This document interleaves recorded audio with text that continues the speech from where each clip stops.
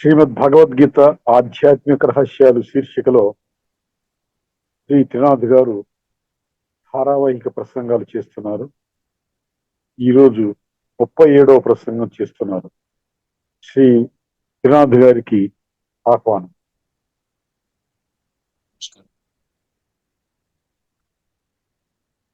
సంస్కృతి సంపద యొక్క ఛానల్ ఇందులో అప్లోడ్ చేస్తున్నటువంటి శ్రీమద్ భగవద్గీత ఆధ్యాత్మిక రహస్యాలు యొక్క వీడియోస్ ని తిలకిస్తున్నటువంటి సోదర సోదరులందరికీ కూడా నమస్తే అండి. శ్రీమద్ భగవద్గీత ఆధ్యాత్మిక రహస్యాలు. ఈ రహస్యాల ద్వారా శ్రీమద్ భగవద్గీతలో భగవంతుడు విశ్వాత్మలందరికీ బోధించినటువంటి జ్ఞానము మరియు రాజయోగము స్పష్టమవుతుందండి. భగవంతుడే సుప్రీం ఫాదర్ అంటే పరమ తండ్రి, సుప్రీం టీచర్ అంటే పరమ శిక్షకుడు, సుప్రీం బెనిఫాక్టర్ పరమ సద్గురువు. ఈ విధంగా 3 in 1 గా భగవంతుడు మనకి ఇప్పుడు ఈ వర్తమాన సమయంలో, ఈ కలియుగం యొక్క అంతిమ సమయంలో స్వయముగా ఈ సృష్టి మీద అవతరించి మనకి మన జీవితాన్ని ఏ విధంగా సర్వాంగ సుందరంగా శ్రేష్టంగా తయారు చేసుకోవాలో చెప్తున్నాను. సో అందులో భాగంగా మనము మొదటి 23-24 ఎపిసోడ్స్ మనము సెల్ఫ్ రియలైజేషన్ మీద మనం చర్చ చేసుకోవడం జరిగింది. ఇప్పుడు గాడ్ రియలైజింగ్ గాడ్ అంటే పరమాత్మ యొక్క సంపూర్ణ పరిచయాన్ని తెలుసుకోవడానికి మనము గత 10 ఎపిసోడ్స్ నుంచి 10-12 ఎపిసోడ్స్ నుంచి ప్రయత్నం చేస్తూ ఉన్నాం. ఏ విధంగా భగవంతుడిని పొందలేమో అది కూడా మనం పూర్తి చేసుకున్నాం. ఏ మార్గము ద్వారా భగవంతుణ్ణి మనం పొందగలుగుతాము. ఇక్కడ ప్రతి ఒక్కరూ గుర్తించవలసింది ఒక సూక్ష్మమైన విషయం ఏంటంటే, చాలా సింపుల్ అన్నమాట. బుద్ధి నేత్రాన్ని తెరుచుకుంటే చాలా స్పష్టంగా అర్థమవుతుంది. భగవంతుడే టీచర్గా వచ్చినప్పుడు మనకి సబ్జెక్ట్ చాలా సులభంగా చెప్తాడు, ఈజీగా అర్థమయ్యేలా చెప్తాడు. చిన్న పిల్లలకి మనం ఎలాగైతే టీచర్లు చెప్తారో A for apple, B for bat, C for cat, D for dog చెప్తారో అలా చెప్తాడనమాట. మనం ఏమి చేయక్కర్లేదండి. కేవలం ఏంటంటే భగవంతుడు ఒక్కరే, భగవంతుడు సత్యము, వాడు చెప్పినటువంటి మాటలు కూడా సత్యం. ఇంకా వేరే ఆలోచన అవసరం లేదండి. అప్పుడే మనం 7వ అధ్యాయంలోని 3వ శ్లోకంలో చెప్పినట్లు నన్ను కొద్ది మంది మాత్రమే తెలుసుకుంటారు. అంటే వేల కొలది జనులలో కానొకడు జ్ఞాన సిద్ధి కోసం ప్రయత్నము చేస్తాడు. అట్లు ప్రయత్నము చేసినటువంటి అనేకులలో కానొకడు మాత్రమే నన్ను, నా యొక్క సత్యమైన వాస్తవిక స్వరూపాన్ని తెలుసుకుని నేను బోధించిన ఈ 574 భగవాను వాచ శ్లోకాల ద్వారా బోధించినటువంటి జ్ఞానాన్ని ఆకళింపు చేసుకుని జీవితంలో అనుభవం చేసుకుంటూ జీవితాన్ని శ్రేష్టంగా తయారు చేసుకుంటాం. అంత సులభం అన్నమాట. ఇంత సులభంగా ప్రపంచంలో ఇంకా ఏ యొక్క ప్రవచనకర్త కానీ, ఏ యొక్క ధర్మస్థాపకుడు కానీ, ఏ యొక్క విశేష ఆత్మలు ఎవ్వరు చెప్పలేరండి. ఇప్పుడు ఈ విధంగా చెప్పిన విషయం కూడా మనకు అర్థం కాలేదనుకోండి, ఇంకా మనలో మార్పు రాలేదనుకోండి, ఇంకా మన బుద్ధి ఉన్న మనుషులము అని గుర్తించలేదనుకోండి, ఇంకా మన భాగ్యంలో లేదు అని భావించవలసి వస్తుంది. మన యొక్క అదృష్టాన్ని మనమే ఆ విధంగా మనము పాడు చేసుకుంటున్నామని భావించవలసి వస్తుంది. ఇప్పుడు ముందుగా మీ ముందుకు ఒక శ్లోకాన్ని తీసుకొస్తున్నా. 6వ అధ్యాయంలోని 29వ శ్లోకం. బేసిక్ నాలెడ్జ్ మనకి ఏం చెప్తున్నాడు? నేను ఒక్కడే భగవంతుడిని, అందరూ నా పిల్లలు అంటున్నాడు. 9వ అధ్యాయం 17 మాటికి రిపీట్ చేస్తున్నాను నేను. పిత అహమస్య జగత మాత. మిగతా అవసరం లేదు. నేను మీ అందరికీ తల్లి తండ్రి. మనం గుర్తించలేదు, ఆయన గుర్తించాడు. ఆయన గుర్తించాడు కాబట్టి పిల్లల యొక్క ఆధ్యాత్మిక జాగృతి, అభ్యున్నతి, సుసంపన్నత, వికాసం ఏవైనా spiritual awakening, spiritual enrichment, spiritual enlightenment, ఇలాగా దాని కొరకు పాపం అవస్థ పడుతూ ఉన్నాడు. మన గురించి ఇన్ని కోణాలలో చెప్తున్నాడు. నువ్వు ఒక ఆత్మవి. ఎప్పుడైతే నేను ఒక ఆత్మని అని గుర్తిస్తానో ప్రపంచంలో ఉన్న 850 కోట్ల మంది కూడా ఆత్మ. ఒక్కసారి ఈ శ్లోకాన్ని వినండి. 6వ అధ్యాయం 29వ శ్లోకాన్ని రాసుకో. సర్వభూతస్థమాత్మానం సర్వభూతాని చాత్మని ఈక్షతే యోగయుక్తాత్మ సర్వత్ర సమదర్శినః. సరే, ఈక్షతే యోగయుక్తాత్మ అన్నాడు. యోగం అంటే గుర్తు ఆత్మ పరమాత్మ కలయిక. మీరు ఎక్కడ గూగుల్లో కొట్టినా individual consciousness, universal consciousness, connecting. సంబంధాన్ని మనం సూక్ష్మం కాబట్టి, మనసు బుద్ధి సూక్ష్మ ఇంద్రియాలు కాబట్టి సూక్ష్మంగా ఆ మనసు బుద్ధి ద్వారా పరమాత్మతో మనం సంబంధాన్ని జోడించడం యోగము. సో యోగయుక్తాత్మ ఈక్షతే అంటే చూస్తాడంట. ఏ విధంగా చూస్తాడు? సర్వత్ర సమదర్శిన, అందరూ నాకులాగే ఆత్మ. అందరూ కూడా వాడు తెలుసుకున్నా తెలుసుకోకపోయినా భగవంతుడి యొక్క శిక్షణ ఆధారంగా నేను తెలుసుకున్నాను కదా. సో నేను తెలుసుకున్నాను, నేను ఆత్మానుభూతి చేస్తున్నాను. నేను ప్రతి ఒక్కరిని కూడా వారి దేహం యొక్క జెండర్, స్త్రీ పురుష, ఉన్నవాడు లేనివాడు, వర్ణము వర్గము, జాతి రంగు రూపు కులము ఇవన్నీ నేను చూడట్లేదు కదా. వయసు భాష దేశము ఇవన్నీ అవసరం లేదు. ఎవరిని చూసినా, మీరింట్లో ఉన్నటువంటి పని మనిషిని చూసినా ఆత్మగా మీరు అనుభవం చేస్తారు. ఎప్పుడు అనుభవం చేస్తారు? స్వయాన్ని ఆత్మగా అనుభవం చేస్తారు.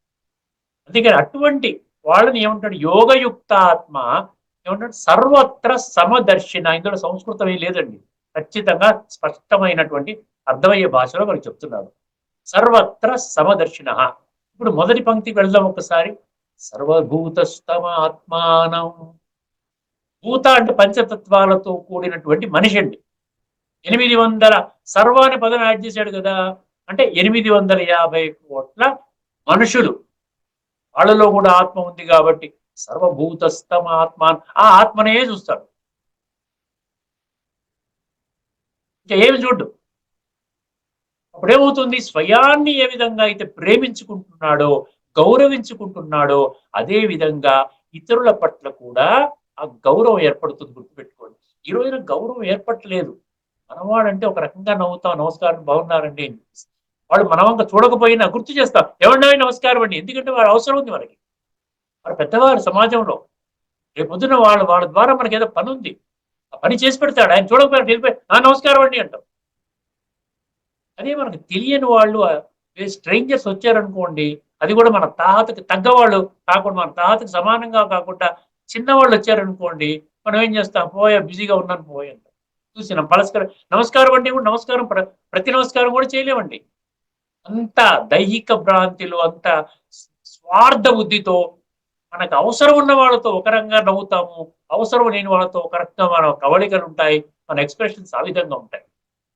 అందుకనే భగవంతుడు ఏం చెప్తున్నాడు? సీక్రెట్ నువ్వు ఆత్మవి, నువ్వు శరీరం కాదు. నువ్వు శరీరం అయితే చనిపోయేటప్పుడు శరీరంతో మాయమవ్వాలి కదా.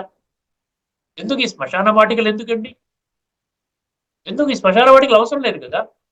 24 గంటలు 365 రోజులు 90 సంవత్సరాలు, నువ్వు 90 సంవత్సరాలు చనిపోయారు అనుకోండి, 90 సంవత్సరాలు నేను దేహం కూర్చున్నావు. చనిపోయేటప్పుడు ఫార్ములా మారుతుందా? సర్వభూతస్థమాత్మానం సర్వభూతాని చాత్మని. సో ఆ విధంగా వాళ్ళందరూ కూడా ఆత్మలు. నేను చూస్తాను, వాళ్ళని కూడా అందులోనే ఆత్మిక స్థితిలోనే ఉన్నట్టుగా నేను భావించుకుని ఆ విధంగానే నేను పలకరిస్తాను. సార్ చూడండి, అప్పుడేమన్నాడు? ఈక్షతే యోగయుక్త.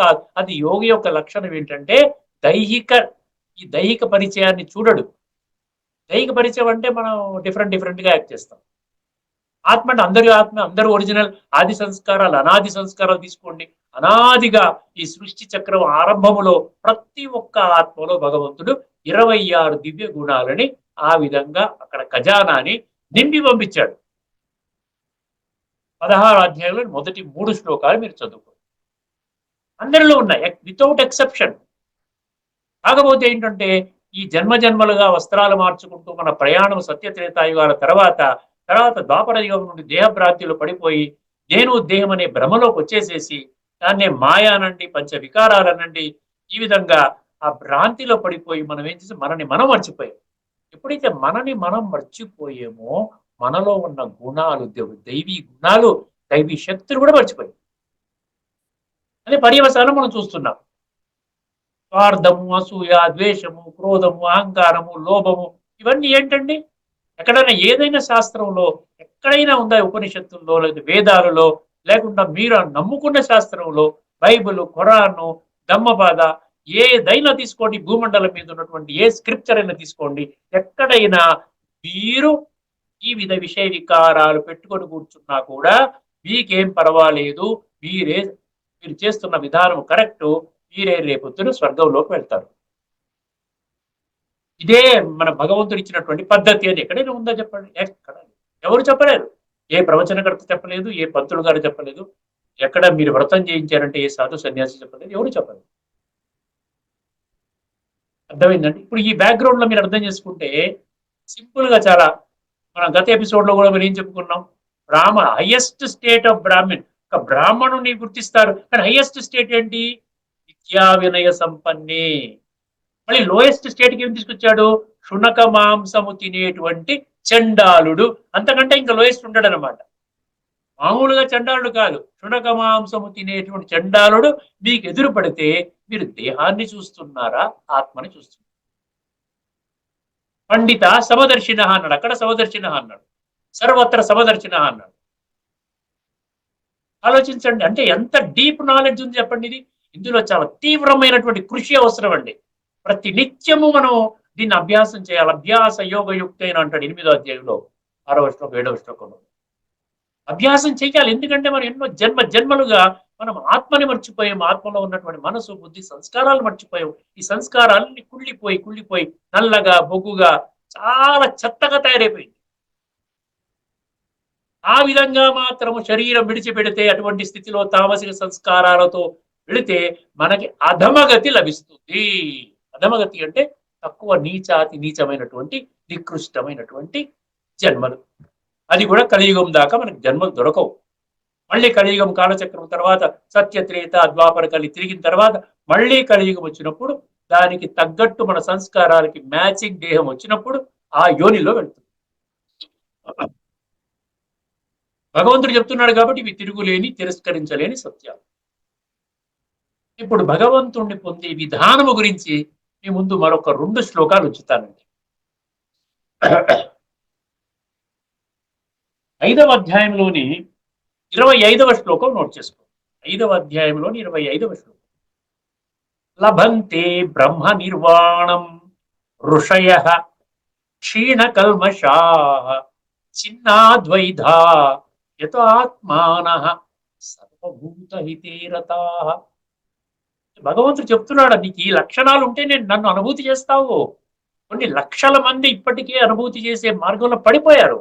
ప్రతి నిత్యము వాళ్ళు భగవంతుని తోడు పెట్టుకుంటూ వాళ్ళ జీవితాన్ని మంచిగా తయారు చేసుకుంటున్నారు. ఆత్మలో ఉన్న సంస్కారాన్ని కడుక్కుంటున్నారు. ప్రతిరోజు మనం 3 సార్లు 4 సార్లు స్నానం చేస్తాం కదా. ఎండాకాలం వచ్చిందంటే బయటికి వెళ్ళొచ్చామంటే మళ్ళీ స్నానం చేస్తాం. చెమటలు పట్టేస్తాయి, మా ఎండలో తిరుగుతున్నాం 30, 35, 40, 42 డిగ్రీస్లో. అలా ఆత్మ గురించి మనం పట్టించుకోలేదు. శరీరం అనేది బంట్రోతు, ఆత్మ యజమానిని పట్టించుకోవట్లేదు. ఇప్పుడు ఆ శ్లోకాన్ని జాగ్రత్తగా వినండి. 5వ అధ్యాయంలో 25వ శ్లోకం. ఉన్నది ఉన్నట్టే చెప్తున్నాను. అందులో ఏమి భాష్యము, ఇంటర్ప్రిటేషన్స్ మనం ఏం చేయలేమండి. భగవంతుడు చెప్పినటువంటి మహావాక్యాలకి భాష్యము చెప్పే కెపాసిటీ మనిషికి లేదు.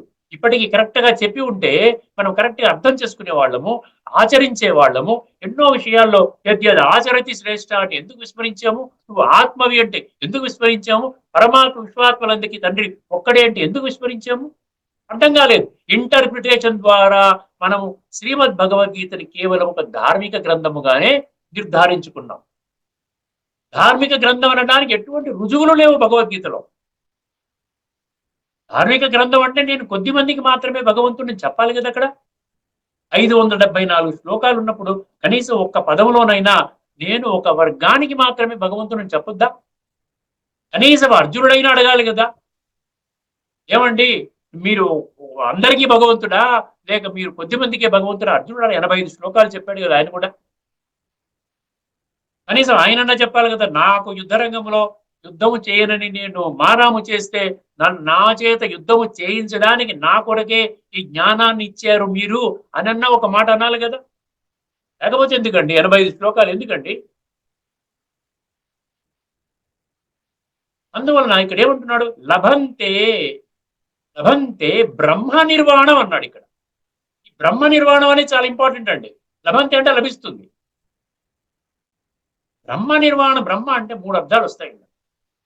బ్రహ్మ అంటే బ్రాహ్మీ స్థితి, ఏషా బ్రాహ్మీ స్థితి పార్థ గీతలో. ఆత్మిక స్థితిలో ఉండడం బ్రాహ్మీ స్థితి అంటే ఆత్మిక స్థితిలో, ఆత్మిక అనుభూతిలో ఉండడం. దాని బ్రహ్మ అంటే ఆత్మ అని వస్తుంది. అదే బ్రహ్మ మహాతత్వము అంటారు సార్. ఆత్మలు పరమాత్మ ఉండే లోకాన్ని కూడా బ్రహ్మ మహాతత్వం, బ్రహ్మ అనే పదం వచ్చింది చూసారా. అది కూడా మనం చర్చించుకోబోతున్నాం, దాని గురించి కూడా డీటెయిల్డ్ గా. అదేవిధంగా భగవంతుడి గురించి కూడా బ్రహ్మ అంటారు, పరబ్రహ్మ స్వరూపము అంటారు. సో బ్రహ్మ నిర్వాణం అంటే, నిర్వాణం అంటే భగవంతుని పొందాలంటే వాడు చచ్చిపోవాలి. నిర్వాణం అంటే మోక్షం పొందాలి. మోక్షం అంటే ఈ శరీరం నుంచి వెళ్ళిపోవాలి బయటికి. అప్పుడే మనకి పరంధామ వెళ్తాము. ఆ బ్రహ్మ నిర్వాణం అంటే మన బ్రహ్మలోకం అనండి మీరు, లేకపోతే పరబ్రహ్మ స్వరూపం అనండి, బ్రహ్మ మహాతత్వం అనండి, లేకపోతే అది కాదు. ఇక్కడ ఏమంటున్నాడు, లభంతే బ్రహ్మ నిర్వాణం ఋషయ. ఋషయ అనే పదం చాలా అండర్లైన్ చేస్తుంది. ఋషయ అంటే అందులో మనం అనుకున్నట్టుగా ఋషులు మునులు ఎక్కడో పర్వతాలకు వెళ్ళిపోయి, అడవులకు వెళ్ళిపోయి తపస్సు చేసుకుంటారు, అది కాదండి. ఋషయ అంటే, ఋషి అంటే జ్ఞాని అండి.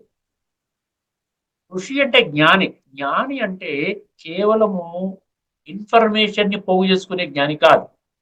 నాకు గీత తెలుసండి, మహాభారతం తెలుసు, రామాయణం తెలుసు, భాగవతం తెలుసు, ఉపనిషత్తులు తెలుసు, బ్రహ్మసూత్రాలు తెలుసు, అన్ని తెలుసు. కానీ ఇన్ఫర్మేషన్ పోగు చేసుకున్నావు నువ్వు. మనసులో నీకు ఆ ఉపనిషత్తులు ఏం చెప్పింది చెప్తావు, వేదాలు ఏం చెప్పింది చెప్తావు, వేద మంత్రాలు చదువుతావు, భగవద్గీత అధ్యాయపరంగా చదువుకుంటావు, అన్ని తెలుసు నీకు, ఇన్ఫర్మేషన్ ఉంది నీకు.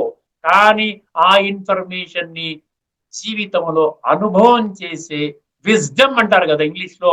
నాలెడ్జ్ ఉంది కానీ విజ్డమ్ అనేది లేకపోతే నీవు ఋషివి కాదు. ఋషి అంటే ఇన్ఫర్మేషన్, అంటే నాలెడ్జ్, అంటే జ్ఞానము, మరియు ఆ జ్ఞానాన్ని జీవితంలో అనుభవం చేసేటువంటి విజ్ఞానము, దాన్ని ఇంగ్లీష్ లో విజ్డమ్ అంటారు. సో ఈ జ్ఞానము విజ్ఞానము రెండు ఉన్నటువంటి వాడు, సంపూర్ణంగా ఉన్నటువంటి వాడని ఏమంటారంటే ఋషులు అంటారు. అందుకనే చూసారా, మన పూర్వం కూడా ఋషులు అంటే ఎట్లా ఉండేవాడు, అంతా కూడా ఎంత చాలా కాంతిగా అద్భుతంగా అంతా అనుభవం చేస్తారు. వాళ్ళు ఉన్నటువంటి ఏదైతే ఇన్ఫర్మేషన్ ఉందో జీవితాలు అనుభవం చేసుకుంటూ, అందరికీ దృష్టినిచ్చుకుంటూ, అందరినీ కూడా బ్లెస్సింగ్ చేసుకుంటూ, నిస్వార్థంగా వాళ్ళకు ఉన్నది తెలిసింది మాత్రమే చెబుతూ వాళ్ళు చేసి, ఇప్పుడున్నటువంటి వాళ్ళంతా కూడా మేమే భగవంతుడు అనేస్తున్నారు. భగవంతుడు ఎక్కడున్నారంటే మేమే భగవంతుడు అనేస్తున్నారు. వాళ్ళే పూజలు అందుకుంటున్నారు, భగవంతుడి నుంచి దూరం చేస్తున్నారు. అందుకనే భగవంతుడు వచ్చి ఏ విధంగా నన్ను డైరెక్ట్ గా నాతో కనెక్ట్ అవ్వచ్చు రాజయోగం అనే ప్రక్రియ ద్వారా అని మనకి చెప్తున్నాడు. సో ఋషయ అంటే అర్థమైంది కదండి, ఇప్పుడున్నటువంటి జ్ఞాని మరియు విజ్ఞాని. ఇప్పుడు 20-25 లక్షల మంది బ్రహ్మకుమారులు ఎవరైతే ఉన్నారో వాళ్ళు ఏదైతే పాఠం వింటున్నారు ప్రతిరోజు, అక్కడ జ్ఞాన మురళి అని చెప్తారు. ఉదయం 7 నుంచి 8 ఎక్కడికైనా వెళ్ళండి, జనరల్ గా 7 నుంచి 8 ఉంటుంది. కొన్ని సెంటర్స్ లో వేరే టైమింగ్స్ ఉండొచ్చు. ఆ యొక్క జ్ఞాన మురళి భగవంతుడి డైరెక్ట్ మహావాక్యాలు. సో ఆ యొక్క భగవంతుడు మనకి డూస్ అండ్ డోంట్స్ అనమాట. ఈ విధంగా నడుచుకో, ఈ విధంగా నడుచుకోవద్దు, ఈ యొక్క జీవన విధానాన్ని ఈ విధంగా నువ్వు తీర్చిదిద్దుకో అని ఉదయం లెగగానే ఫస్ట్ థింగ్ ఏంటంటే ప్రతి ఒక్కరూ ఆ బ్రహ్మకుమారులు ఎన్నో లక్షల మంది విశ్వవ్యాప్తంగా ఉన్నవాళ్ళు ఆ మురళిని వింటారు, కంపల్సరీగా వింటారు. ఒకవేళ వెళ్ళలేని పరిస్థితులు ఉంటే ఇలాంటి జూమ్ క్లాసులోనో లేకపోతే యూట్యూబ్లోనూ వింటారు, ఖచ్చితంగా వింటారు. మీరు కూడా ఆజికా మురళి అని మీరు కొడితే మీకు కూడా ఒక 100 మురళీలు కనబడతాయి, మీకు యూట్యూబ్ లో కనబడతాయి. కొన్ని వందల వేల సంఖ్యలో యూట్యూబ్ ఛానల్స్ ఉన్నాయి. 24 గంటలు పనిచేసే సెటిలైట్ ఛానల్స్ 2 ఉన్నాయండి. మీకు టాటా ప్లేలో చెప్తున్నాను, తెలియని వాళ్ళ కోసం చెప్పాలి కదా. టాటా ప్లేలో 1065, అదేవిధంగా దాని పేరు ఏంటి, పీస్ ఆఫ్ మైండ్ ఛానల్, పిఎంటీవీ అంటారు. అదేవిధంగా 1084 టాటా ప్లే కొట్టండి, బ్రహ్మకుమారి ఛానల్ అండి. యాడ్ ఫ్రీ, యాడ్స్ గీడ్స్ ఏమి ఉండవండి. దాని awakening for a peaceful life అని, ఫర్ వే ఆఫ్ లివింగ్ అని ఒకటి ఉంటుంది, అవేకనింగ్ ఛానల్ అనమాట. ఈ 2 కాకుండా కొన్ని వందల వేల సంఖ్యలో యూట్యూబ్ ఛానల్స్ ఉంటాయి. ప్రతి నిత్యము అంటే హైలీ ట్రాన్స్పరెంట్ నాలెడ్జ్ అండి అక్కడ ఇచ్చేది. అక్కడ ఏం జరుగుతోందని మీరు వెళ్ళకపోయినా కూడా మీరు యూట్యూబ్ లో కూర్చొని వీళ్ళు ఏం చెప్తున్నారు, వీళ్ళు ఏం చేస్తున్నారు అనేది మీకు అర్థమైపోతుంది. వెళ్ళడానికి మీకు తగిన ప్రేరణ కలుగుతుంది. ఋషులు అంటే ఊరికేనే ఇన్ఫర్మేషన్ గ్యాదర్ చేసేవాళ్ళు కాదు, నాకు వేదాలు తెలుసు ఇవన్నీ కాదు. ఎన్ని ఉన్నప్పటికీ దానిని నీ ఒక్క ఔన్స్ కూడా నువ్వు ఆచరించకపోయినట్లయితే నీకు ఉన్నా ఒకటే లేకపోయినా ఒకటే. ఇది లేనివాడు లేక ఆచరించడం లేదు, ఉన్నవాడు ఉండి ఆచరించకపోతే ఇద్దరు సమానమైపోయారు. చూసారా? ₹1,00,000 ఉన్నాయి ఒక వ్యక్తి దగ్గర, నేను వాడనండి, బ్యాంక్ అకౌంట్ లో పెట్టుకుంటాను, ఎఫ్డీస్ లో పెట్టుకుంటాను, నేను అసలు రూపాయి కూడా తీసుకోను వాడను అంటే, ఉన్నవాడికి లేని వాడికి తేడా ఉందండి. వాడు లేక అడుక్కుంటున్నాడు, ఈయన ఉండి వాడుకోక అడుక్కుంటున్నాడు. అందుకని ఇక్కడ విజ్ఞానము 7వ అధ్యాయం పేరే పెట్టాడు, జ్ఞాన విజ్ఞాన యోగం అన్నాడు. నేను జ్ఞానం ఒకటే చెప్పడం లేదు, విజ్ఞానం కూడా చెప్తాను. అంటే నేను మనిషిని ఋషిగా తయారు చేస్తాను. అర్థమైందండి? లభంతే లభంతే ఏమండి? లభంతే బ్రహ్మ నిర్వాణం. లభంతే బ్రహ్మ నిర్వాణం. బ్రహ్మ నిర్వాణం బ్రతికుండగానే ఈ జన్మలోనే నీకు, చనిపోయిన తర్వాత నువ్వు ఏది ఎక్కడికి వెళదాం అనుకుంటున్నావు? సత్యయుగంలో జన్మ తీసుకుందాం అనుకుంటున్నావా? అక్కడ ఎటువంటి అనుభూతి చేస్తావు? ఇక్కడ అనుభూతి చేయిస్తాను నీకు అంటున్నాడు. ఇక్కడే ఈ జన్మలోనే, ఈ శరీరంలోనే నీకు అనుభూతి చేయిస్తాను. లభంతే బ్రహ్మ నిర్వాణం. ఋషయ ఎవరికి చేయిస్తాను? ఋషులకి చేయిస్తాను. అందరికీ అంటే ఎవరైతే వాళ్ళు దాన్ని తీసుకున్నారో వాళ్ళు ఋషులుగా అనబడతారు. కాబట్టి ఋషులు మాత్రమే దీనిని అనుభవం చేస్తారు. ఈ జ్ఞానాన్ని చాలా స్పష్టంగా, అంటే నేను ఆత్మని అంటే దాన్ని ఎటువంటి డౌట్ అక్కర్లేదు, ఆత్మానుభూతి చేసుకుంటారు.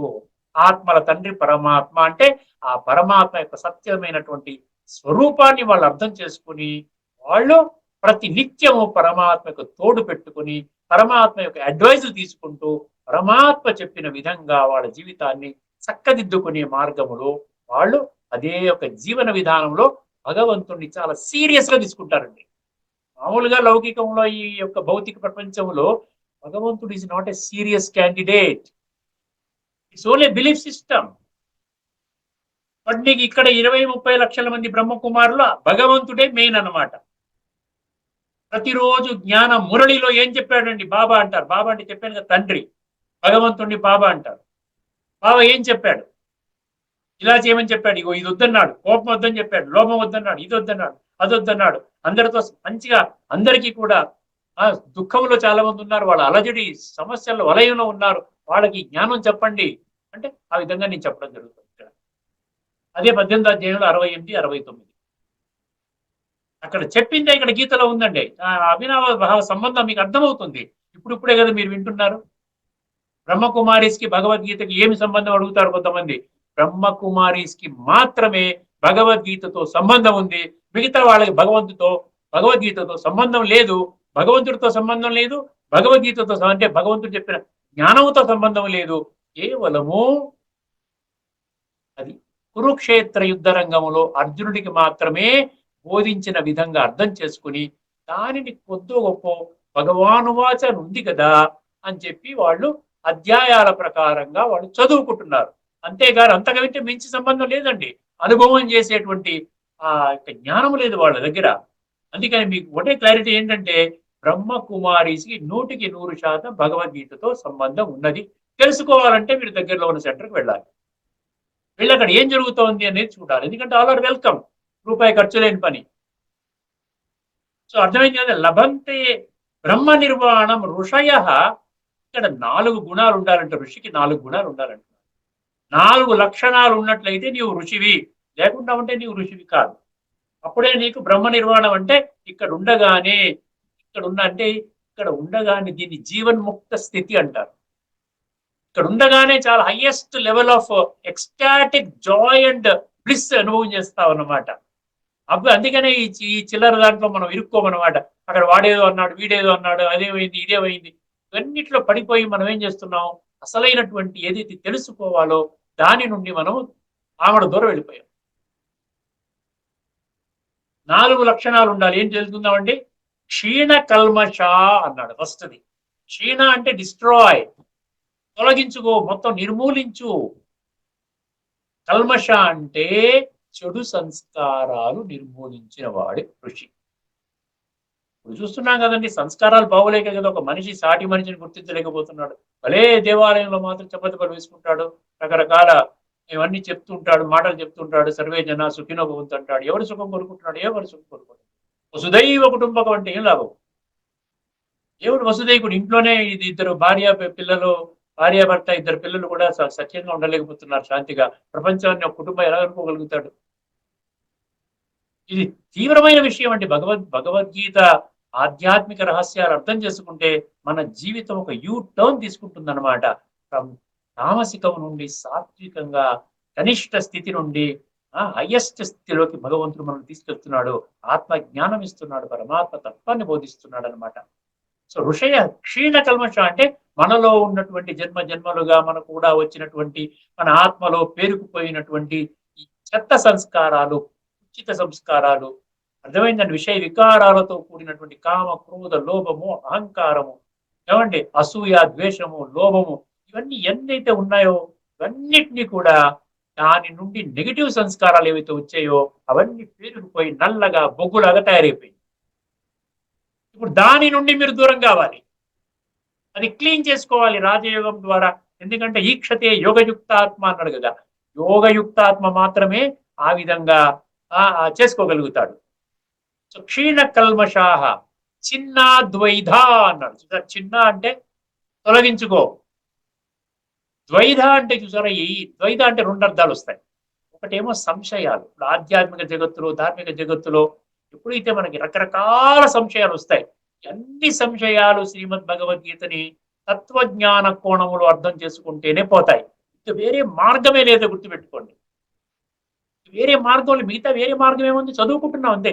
కేవలం పఠన, పారాయణ, శ్రవణ, ప్రచారం వరకే. ఆచరణ అనేది లేదు కదా. ఆచరణ లేనంత వరకు మనము ఏ విధంగా మనలో ఉన్నటువంటి ఈ యొక్క సంశయ నివృత్తి ఎక్కడ జరుగుతుంది? ఎవరు చెప్తున్నారు? ఒక దేహాభిమానములో ఉన్న మనిషి ఇంకొక దేహాభిమానములో ఉన్న మనిషిని ఆత్మాభిమానిగా చేయగలుగుతాడా? చేయలేడు. ఆత్మాభిమానిగా ఉన్నవాడే ఆత్మానుభవం చేస్తే వచ్చేటువంటి ఆ దివ్యత్వము, ఆ తేజస్సు, ఆ గుణాలు, శక్తులు అనుభవం చేసినప్పుడు జ్ఞానం ఆధారంగా ఆత్మని అనుభవం చేస్తాడు. ఆత్మను అనుభవం చేయడం ద్వారా పరమాత్మతో కనెక్ట్ అవ్వగలుగుతాడు. ఈ రెండిటి దీన్ని యోగం అంటారు. దీని నుండి శక్తులు, గుణాలు మనలో ప్రవహిస్తాయి. మన జీవితం తేజోమయంగా అవుతుంది. చాలా నిశ్చింతగా ఉంటాం, సంతుష్టంగా ఉంటాము, అన్ని పొందిన వాడిగా ఉంటాం. ఈ రోజున ఎన్నో వేల కోట్లు సంపాదించుకున్న వాడు కూడా అన్ని పొందామండి, బ్రహ్మాండంగా ఉందండి, మాకు వందల వేల కోట్లు ఉన్నాయి, బిల్డింగ్లు ఉన్నాయి, కార్లు ఉన్నాయి, హై ఎండ్ కార్స్, ఫ్యాక్టరీలు ఉన్నాయి, ఇప్పుడు మేము నిశ్చింతగా భగవంతుడి వైపు వెళదామని అనుకుంటున్నారా? లేదు. అన్నీ ఉన్నవాళ్ళు కూడా ఏమీ లేని వాళ్ళలాగా ఉన్నారు. ఇక్కడ ఏమీ లేనివాడు అన్ని పొందినట్టుగా భావిస్తాడు. ఎందుకంటే భగవంతుడిని పొందాడు కాబట్టి. అర్థమైందండి? భగవంతుని పొందితే అన్ని పొందినట్టే కదా. అందుకని ఇక్కడ ఉన్నాడు చిన్నాద్వైత, అన్ని సంశయాలు. ఇంకోటి డ్యూయాలిటీస్. ద్వైత అంటే డ్యూయాలిటీస్, సుఖము, దుఃఖము, లాభము, నష్టము, ఏమంటాడు, నింద, స్తుతి, మాన, అవమానము, ఏడవడము, నవ్వడము, ఈ రెండు స్టేట్స్ ఉన్నాయి. దీన్ని కూడా ఇక్కడి నుంచి మొత్తం అంతా కూడా ద్వంద్వాతీత స్థితి, సంశయ రహిత స్థితి, చిన్నాద్వైత.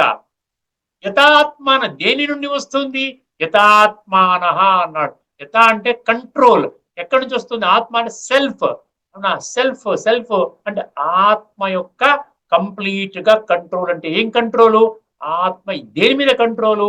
ఆత్మ పంచతత్వాలైనటువంటి కూడి ఉన్న ఈ ప్రకృతి మీద ఆధిపత్యం చలాయిస్తుంది.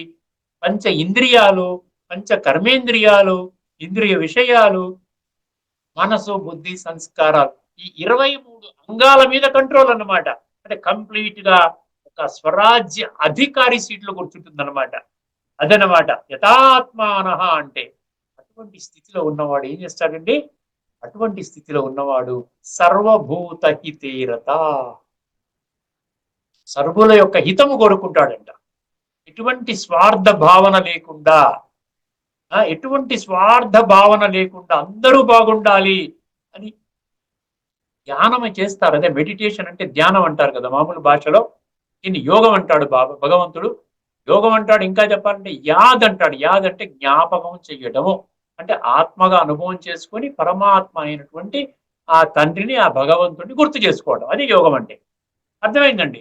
ఇప్పుడు యోగంలో ఉన్నటువంటి వాడు ఏమని ప్రార్థన చేస్తాడు? వాడు ఇగో నా కుటుంబం బాగుండాలి, నాకు ఇల్లు కట్టుకోవాలి, నాకు ఒక కారు కావాలి, నా ఉద్యోగంలో ప్రమోషన్ రావాలి, ఇవి ఉండదండి. అందరూ బాగుండాలని కోరుకుంటారు. సర్వే జన సుఖినో భవంతు యొక్క నిజమైన అర్థం అదే. లోకా సమస్త సుఖినో భవంతు అని అర్థం. అందుకని సర్వభూత హితేరత. ఇప్పుడు శ్లోకాన్ని జాగ్రత్తగా మీకు అర్థమైపోతుంది. లభంతే బ్రహ్మ నిర్వాణం ఋషయ, అక్కడ ఫుల్ స్టాప్ పెట్టండి, ఋషికి మాత్రమే ఋషయ. తర్వాత 4 లక్షణాలు ఏంటి? క్షీణ కల్మషా, చిన్నాద్వైత, యతాత్మాన, సర్వభూత హితేరతా. ఇప్పుడు మీకు ఇంకొక శ్లోకం తీసుకొని వెళ్తాను. అంటే భగవంతుడు చాలా స్పష్టంగా, చాలా క్లియర్ గా, అంటే మనకి భగవంతుడి పట్ల ఆసక్తిని కలిగించే విధంగా, నిజంగా కదా భగవంతుడు ఇంత సత్యమైనటువంటి జ్ఞానాన్ని మనకు బోధిస్తున్నాడు. భగవంతుడు సత్యం అంటున్నామే, భగవంతుడు ఒక్కరే అంటున్నాము కదా, వారి జ్ఞానాన్ని నేను ఎందుకు జీవితంలో ఖచ్చితంగా తెలుసుకొని నేను ఎందుకు ధారణ చేసి నా యొక్క జీవితాన్ని శ్రేష్టంగా సర్వోన్నతంగా ఎందుకు తయారు చేసుకోకూడదు అన్నటువంటి ఆలోచన తప్పకుండా కలుగుతుందండి అందరికీ కూడా. ఇప్పుడు నెక్స్ట్ ఏం తీసుకుంటారంటే 6వ అధ్యాయంలో 30వ శ్లోకం అండి. 6వ అధ్యాయంలో 30వ శ్లోకం రాసుకోండి, నేను దగ్గర పెట్టుకుంటాను. 6వ అధ్యాయంలో 30 శ్లోకంలో చాలా చక్కగా చెప్పాడు. నేను ఎవరికి అందుబాటులో ఉంటాను అని చెప్తున్నాడు. ఎటువంటి లక్షణాలు ఉన్న వాళ్ళకి నేను అందుబాటులో ఉంటాను అని చెప్తున్నాడు అండి. ఏమండి? యో మాం పశ్యతి సర్వత్ర, అదనమాట. ఏమండి? ఈ శ్లోకంతో ఈ ఎపిసోడ్ పూర్తి చేసుకుందాము. యో మాం పశ్యతి సర్వత్ర సర్వం చ మయి పశ్యతి. చాలా జాగ్రత్త అండి. యో మాం పశ్యతి సర్వత్ర సర్వం చ మయి పశ్యతి తస్యాహం న ప్రణశ్యామి సచమే న ప్రణశ్యతి. ఇది శ్లోకం అండి. యో మాం పశ్యతి సర్వత్ర సర్వం చ మయి పశ్యతి తస్యాహం న ప్రణశ్యామి సచమే న ప్రణశ్యతి. ఒక్కసారి గుర్తు చేసి ఒక్కసారి అర్థం తెలుసుకోండి. ఎందుకంటే అర్థంలోకి వెళ్ళాలండి. అర్థంలోకి వెళ్ళి కేవలం సంస్కృత పదాల యొక్క ఆనందాన్ని ఆస్వాదించే స్థితి నుండి బయటపడాలండి మనం. కేవలం సంస్కృతం ద్వారా ఏమర్థం అవుతుంది? మీకు ఏమర్థం అవుతుంది? భగవంతుడు ఎక్కడైనా సంస్కృతంలో చెప్తాడా? మనకు అర్థం కాని భాషలో చెప్తాడా? ఈరోజు సంస్కృత పదాలు చెప్పి భగవత్ శాస్త్రం అని చెప్పి మన ప్రవచనకారులు చెప్తుంటే మనం చాలా భగవంతుడు డైరెక్ట్ గా సంస్కృతమే పలికేయడని చెప్పి మనం భావించుకొని మనం ఆ విధంగా మనకి మనం సర్ది చెప్పుకొని చాలా గౌరవంగా ఆ మాటలు వింటాం. భగవంతుడు అర్థమయ్యే భాషలో చెప్తాడండి. అర్థమైందండి? గీతని కూడా భగవంతుడు సంస్కృతంలో చెప్పలేదండి. భగవంతుడు సంస్కృతంలో చెప్పలేదు. భగవద్గీత శ్లోకాల రూపంలో చెప్పలేదు. భగవంతుడు వచన రూపంలో చెప్పాడు. దానిని ఎవరు రాశారు? వ్యాసుడు రాశాడు. ఒకసారి జాగ్రత్త వినండి, ఈ శ్లోకం వినండి. పార్థాయ ప్రతిబోధితాం భగవత నారాయణేన స్వయం వ్యాసేన గ్రథితాం పురాణముని నవదంతో తెలియండి. వ్యాసుడు దీనిని సంస్కృతంలో ఈ విధంగా శ్లోకాల రూపంలో రాయటం జరిగింది. అర్థం చేసుకోండి. ఇక్కడ ప్రతి దానికి నేను కొటేషన్ ఇస్తున్నాను మీకు, సొంతంగా నేనేమీ చెప్పడం లేదు. యో మాం పశ్యతి సర్వస్య. యో మాం పశ్యతి అంటే చూడటం అండి. యో మాం అంటే యో అంటే చెప్పాను కదా, యో అంటే ఎవరైతే, మాం అంటే నన్ను, యో మాం పశ్యతి సర్వత్ర ప్రతి ఒక్కరిలో కూడా, ప్రతి ఒక్కడితో నాకు సంబంధం ఉన్నది. భగవంతుడు ఏమంటున్నాడు? ప్రతి ఒక్క ఆత్మతో నాకు సంబంధం ఉంది, తండ్రి బిడ్డల సంబంధం ఉన్నది. దానిని నువ్వు గుర్తించావా? నువ్వు ఎవరినైనా ఈ రోజున నిందించావంటే నా బిడ్డని నిందిస్తున్నావు నువ్వు. యో మాం పశ్యతి సర్వత్ర సర్వం చ మయి పశ్యతి. ఎవరితో నీకు లావాదేవీలు ఉన్నా కూడా, ఎవరితో కూడా నువ్వు సంబంధంలో అందరితో రావు కదా. ఇప్పుడు 900 కోట్ల మంది ఉన్నారంటే అందరితో మన సంబంధంలోకి వస్తామా? ఈ జీవితంలో రాము. మేబీ ఒక 100 మందితో వస్తాం, ఒక 200 మందితో వస్తాం, తర్వాత శరీరం విడిచిపెట్టేస్తాం.